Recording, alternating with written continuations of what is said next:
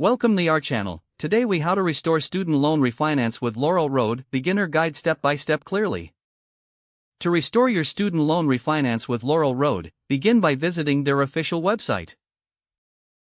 Locate the refinance option in the main menu. Click on it to access the refinancing information page. Next, click on Start Your Application to begin the process.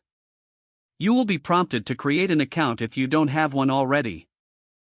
Fill out the required personal information to set up your account.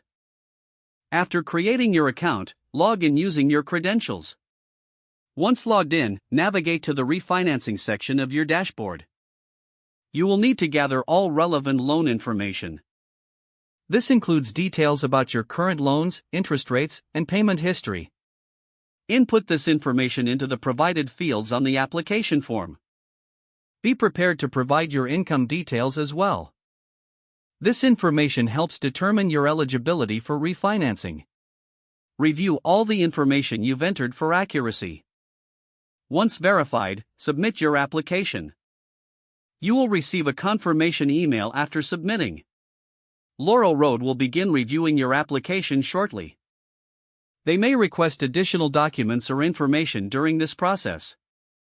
Keep an eye on your email for any updates regarding your application status. If approved, you will receive loan offer details. Review the loan terms carefully to ensure they meet your financial needs. Accept the loan offer if it aligns with your goals. Laurel Road will guide you through the final steps to complete the refinancing process. Finally, celebrate taking an important step towards managing your student loans more effectively. If the page does not load, refresh the browser or try again in a private or incognito window. Make sure you are using the correct email address, then retype it carefully to avoid small typos. If your password is not accepted, use the reset option and create a new strong password you can remember. Check your spam folder for verification or security emails, then complete any requested confirmation steps. Don't forget to like this video and subscribe to our channel for more step-by-step tech guides.